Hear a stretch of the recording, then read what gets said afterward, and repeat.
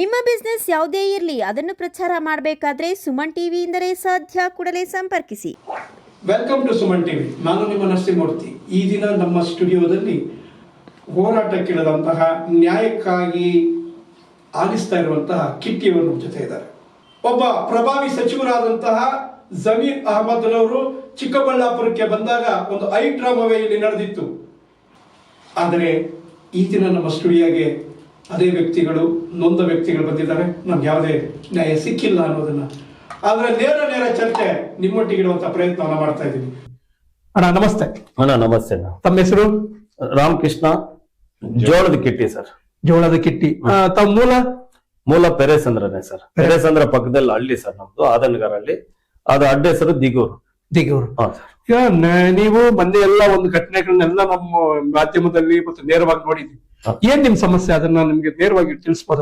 Sir, ನನ್ನ ಸಮಸ್ಯೆ ಒಂದೇ ಸರ್. ನಾನು ಮೂಲತಃ ಚಿಕ್ಕ SLC ಹೋದಾಗಿಂದ ನಾನು ಸ್ಕೂಲ್ ಬಿಟ್ಬಿಟ್ಟು ನಮ್ಮಪ್ಪ ಕೂಲಿ ನಾಲಿ ಮಾಡ್ತಾ ಇದ್ರು, ವ್ಯವಸಾಯ ಮಾಡ್ತಾ ಇದ್ರು, ಜೋಳ ಬೆಳೀತಾ ಇದ್ರು. ನಾವು ಅವ್ರ ಜೊತೆಗೆ ಸೇರ್ಕೊಂಡು ನಾವು ಬೆಳೆಯೋ ರೈತರು ಸರ್. ರೈತರು ಬೆಳ್ಕೊಂಡು ಜೀವನ ಮಾಡ್ತಾ ಇದ್ರು. ನಮ್ಮ ಏರಿಯಾದಲ್ಲಿ ಯಥೇಚ್ಛವಾಗಿ ಪಾಪ್ಕಾರ್ನ್ ಜೋಳ ಬೆಳೀತಾ ಇದ್ರು ಸರ್. ಆವಾಗ ಮಾರ್ಕೆಟ್ ಇದ್ದದ್ದು ಯಶವಂತಪುರ ಮಾರ್ಕೆಟ್ ಅಲ್ಲಿ 3 ಅಂಗಡಿ ಇತ್ತು. ARK, ಬಶೀರು, ನಂದಿ ಅಂತ 3 ಅಂಗಡಿಯವರಿಗೆ ನಾವು ಯಥೇಚ್ಛವಾಗಿ ನಾನು ಈ ಪಾಪ್ಕಾರ್ನ್ ಬೆಳೀತಾ ಒಂದೇ ಸರ್ತಿ ಆ ಕಾಲದಲ್ಲೇ ನನಗೆ 4 ಲಕ್ಷ ಪಾಪ್ಕಾರ್ನ್ ಬಂತು ಸರ್. ಆ ಪಾಪ್ಕಾರ್ನ್ ಅಲ್ಲಿ ನಾವು ಬಂದಾಗ ಏನ್ ಮಾಡ್ತೀವಿ, ನಮ್ಮ ಅಪ್ಪ ಮೂಟೆ ಒರೆಯೋದು ಅದು ಇದು ಮಾಡ್ತಾ ಇದ್ರು. ನಾವು ಅದೇ ಕೆಲಸ ಮಾಡ್ತಾ ಇದ್ವು.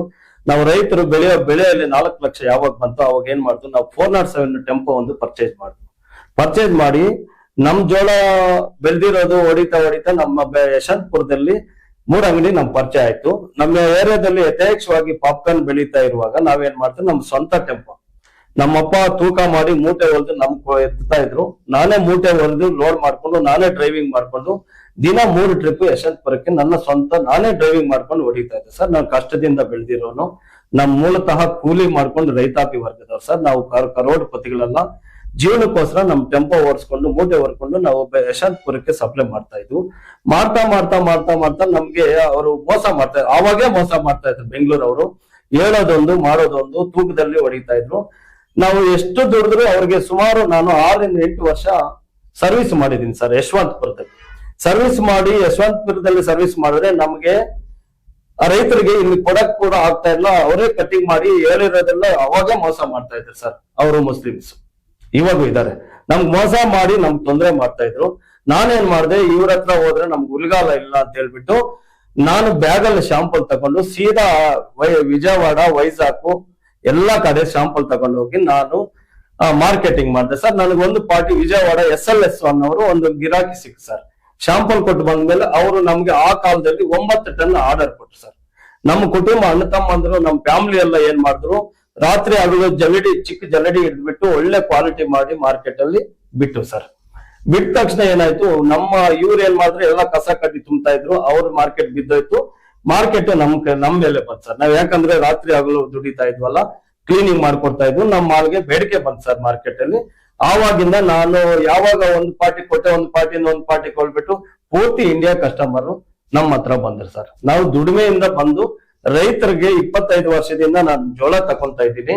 ಯಾರಿಗೂ ನನ್ನ ಫ್ಯಾಮಿಲಿ 3 ಜನ ಅಂತಮ್ಮಂದ್ರಿದೀವಿ. 3 ಜನ ಅಂತಮ್ಮಂದ್ರು 100 ರೂಪಾಯಿ ಯಾರಿಗೂ ಮೋಸ ಮಾಡಿಲ್ಲ. ಪ್ಲಸ್ ನಮ್ ಪೆರೇಸಂದ್ರ ಕ್ರಾಸ್ ಅಲ್ಲಿ ಸುಮಾರು 20 ಚಿಕ್ಕ ಅಂಗಡಿಗಳಿದಾವೆ ಸರ್. ನಾವು ಅವರೆಲ್ಲ ಕೂರ್ಸ್ಕೊಂಡು ಒಂದೇ ಹೇಳಿರೋದು, ನಮ್ ಪ್ರಾಣ ಹೋದ್ರು ರೈತರಿಗೆ ಮೋಸ ಮಾಡ್ಬಾರ್ದು. ಅವ್ರಿಗೆ ಏನು ನಾವು ವ್ಯವಹಾರ ಮಾಡ್ತೀವಿ, ಏನ್ ಮಾತು ಕೊಟ್ಟಿದ್ವಿ ಆ ಮಾತು ಪ್ರಕಾರ ನಡ್ಕೋಬೇಕು ಅಂತ ನಮ್ ಪೆರೇಸಂದ್ರನ್ನ ನಾವು ಒಳ್ಳೆ ಹೆಸರು ಇವತ್ತು ಡೆಲ್ಲಿ, ಪೂರ್ತಿ ಇಂಡಿಯಾ, ಕಲ್ಕತ್ತಾ, ಪಂಜಾಬ್, ಹರಿಯಾಣ ಎಲ್ಲಾ ಕಡೆ ನಮ್ ಪೆರೇಸಂದ್ರ ಅನ್ನೋ ಮಾಲ್ ಒಳ್ಳೆ ಮಾರ್ಕೆಟ್ ಸರ್. ಎಲ್ಲ ಬೇಡಿಕೆ ನಮ್ ಪೆರೇಸಂದ್ರ ಮಾಲ್ಗೆ ಇರೋದು.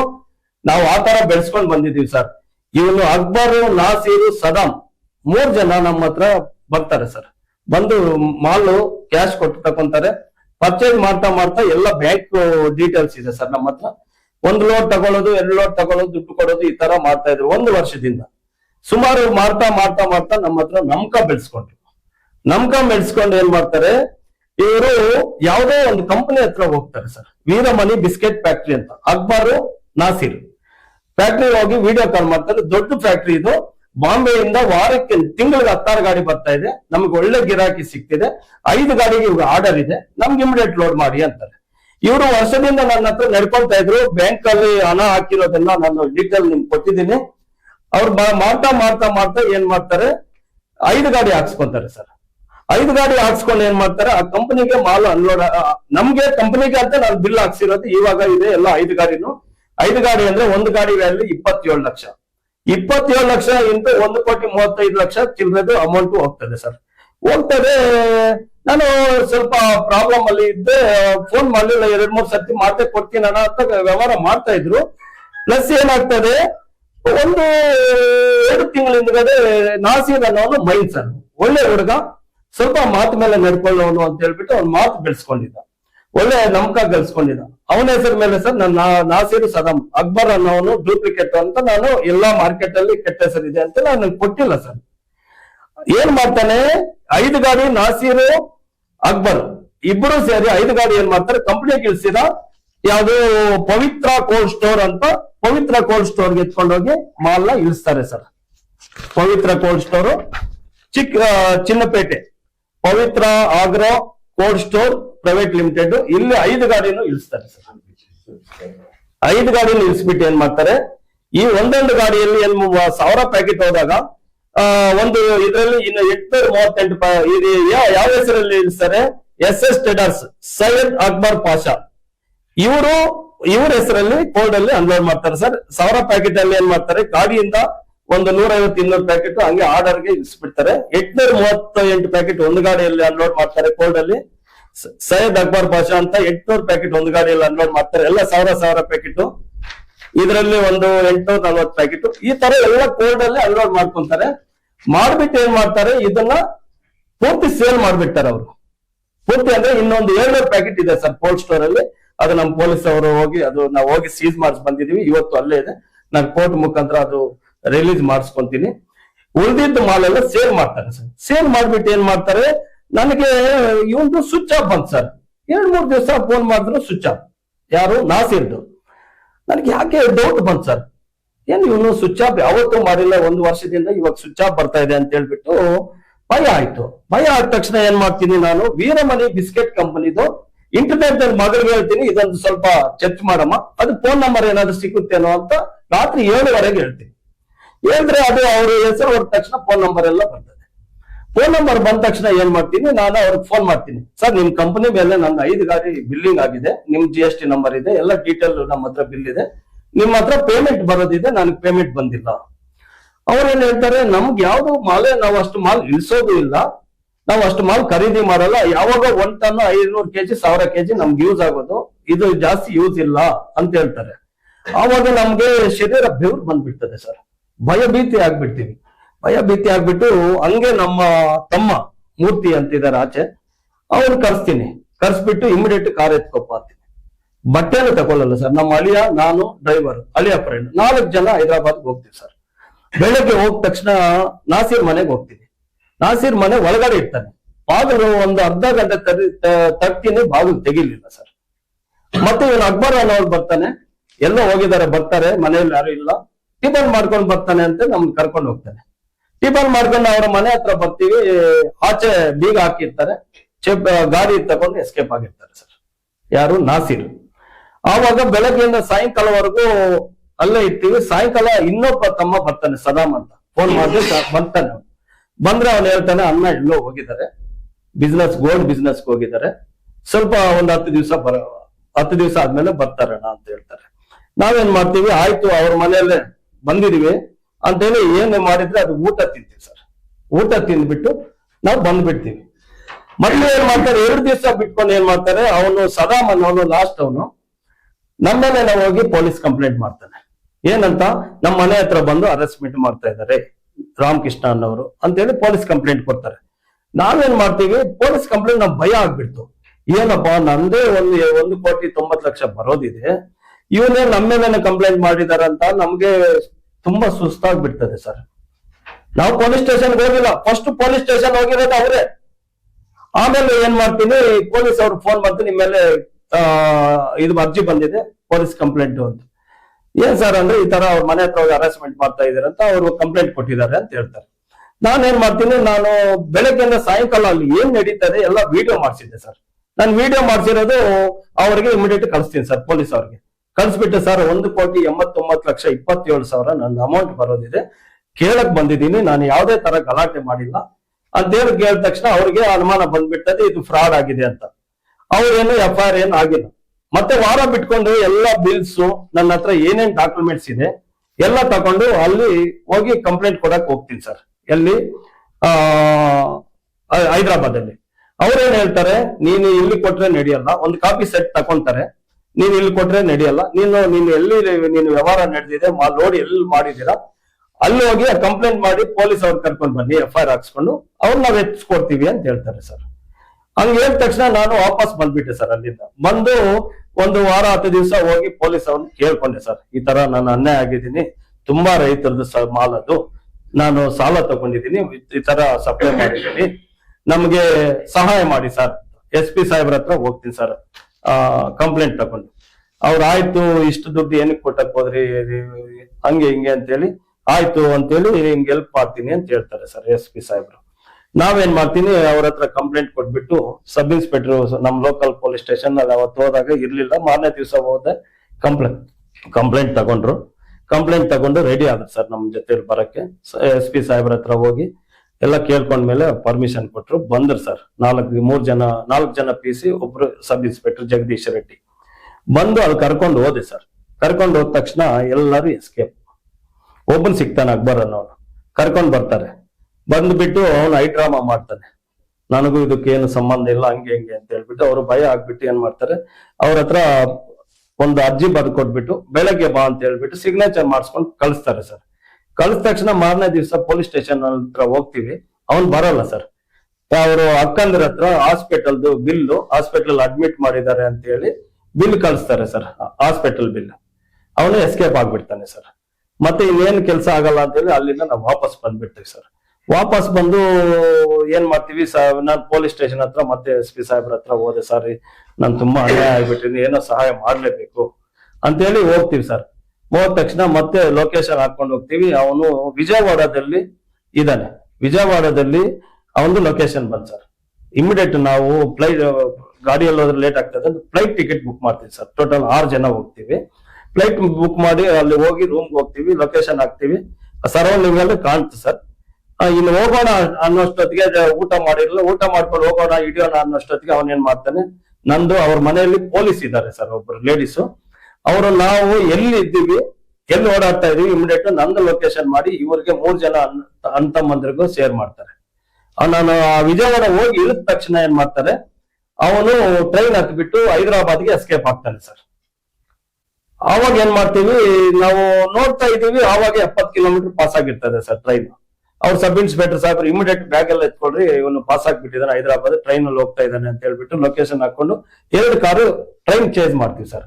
ಪ್ರೀತ ಮಳೆ ಸರ್, ಭಯಂಕರ ಮಳೆ, ನಾವು ಹೋಗಕ್ಕಾಗಲ್ಲ ಅನ್ನೋ ನಿಧಾನ 20ರಲ್ಲಿ ಹೋಗಿದೆ ಸರ್, ಒಂದು 50 ಕಿಲೋಮೀಟರ್, ಅಷ್ಟೊಂದು ಮಳೆ. ಅವರೇ ಓಡಿಸ್ತಾ ಇದ್ದಿದ್ದು. ಹೋದ್ರು ಸರ್, ಅಲ್ಲಿ ಏನಾಯ್ತು, ಟ್ರೈನ್ ಹೈದರಾಬಾದ್ ಸೇರ್ತದೆ ಸರ್. ಆ ಪ್ಲಾಟ್ಫಾರ್ಮ್ ಅಲ್ಲಿ ಬೇರೆ ಟ್ರೈನ್ ಇರ್ತದೆ, ಈ ಟ್ರೈನ್ ಹಿಂದೆನೆ ನಿಲ್ಸ್ತಾರೆ, ಇವ್ನು ಬಂದಿರೋ ಟ್ರೈನ್. ಅದೇನಾಗ್ತದೆ, ಆ ಟ್ರೈನ್ ಅಲ್ಲಿ ಹಿಂದ್ಗಡೆನೆ ಇಳಿದ ತಕ್ಷಣ ಅಲ್ಲೇ ಇಳಿದ್ಬಿಟ್ಟು ಆಟೋದೆಲ್ಲ ಹತ್ತಿ ಕೊಟ್ಟೋಗಿರ್ತಾನೆ ಸರ್. ಯಾರು, ಅಕ್ಬರ್.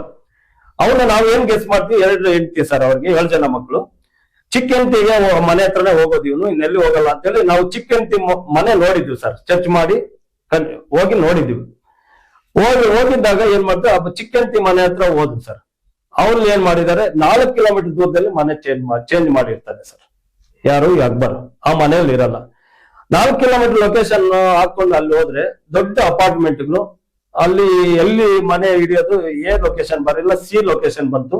ಆಗಲ್ಲ ಅಂತ ಹೇಳ್ಬಿಟ್ಟು 2 ಗಂಟೆ ರಾತ್ರಿ ಸರ್, ಊಟ ಇಲ್ಲ ಏನಿಲ್ಲ, ರೂಮ್ ಹುಡ್ಕಾಡ್ಕೊಂಡು ರೂಮ್ ತಗೊಂಡು ಮಲ್ಕೊಂತೀವಿ ಸರ್. ಆಗಲ್ಲ ಏನಿಲ್ಲ, ಇದು ಇಷ್ಟೇ ನಮ್ಮ ಹಣೆ ಬರ ಅಂತ ಹೇಳ್ಬಿಟ್ಟು ಅದೇನ್ ಮಾಡ್ತೀವಿ, ಬೆಳಗ್ಗೆ ಹೋಗಿ ಮಲ್ಕೊಂತೀವಿ. 8 ಗಂಟೆಗೆ ಎತ್ತಿ ಸ್ನಾನ ಮಾಡಿ ಲೊಕೇಶನ್ ಹಾಕಿದ್ರೆ ಮತ್ತೆ ಏನ್ ಮಾಡಿದಾನೆ, ಇಲ್ಲಿಂದ ಹೈದರಾಬಾದ್ ಇಂದ ಮತ್ತೆ ವಿಜಯವಾಡಕ್ಕೆ ಹೋಗಿರ್ತಾನೆ ಸರ್ ಇವನು. ಯಾರು, ಅಕ್ಬರ್.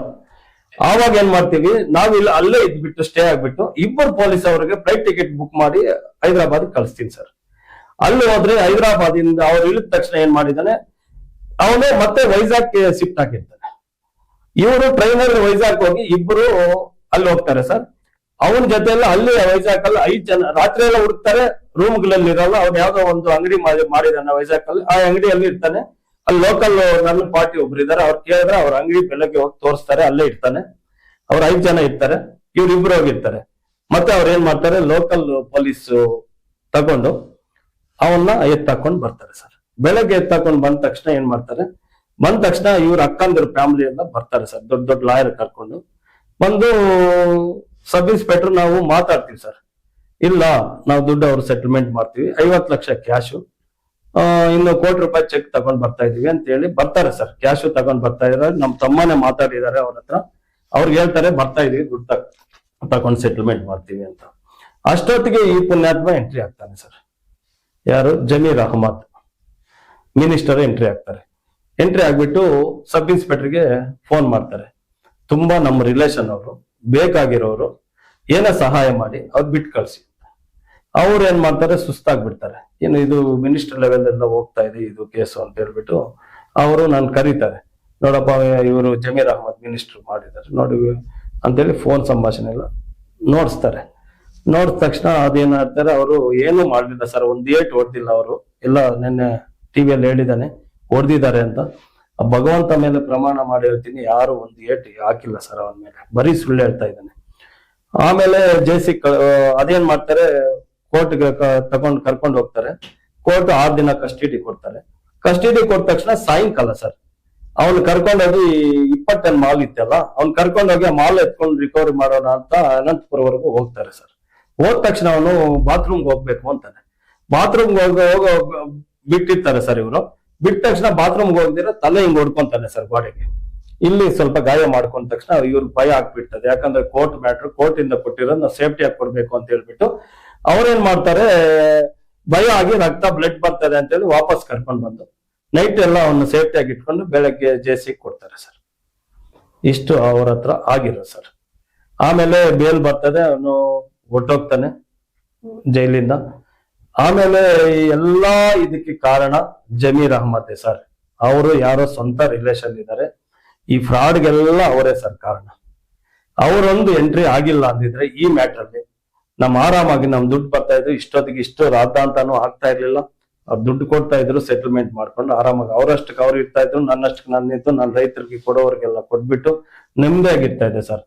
ಇವಾಗ ಅದಾದ್ಮೇಲೆ ಏನ್ ಮಾಡೋಕೆ ನಮ್ ದಿಕ್ತೋಯ್ತಿಲ್ಲ ಸರ್. ಜಮೀರ್ ಅಹಮದ್ ಮೊನ್ನೆ ಚಿಕ್ಕಬಳ್ಳಾಪುರಕ್ಕೆ ಬರ್ತಾರೆ ಅಂತ ನಮ್ಗೆ ಗೊತ್ತಾಯ್ತು ಸರ್.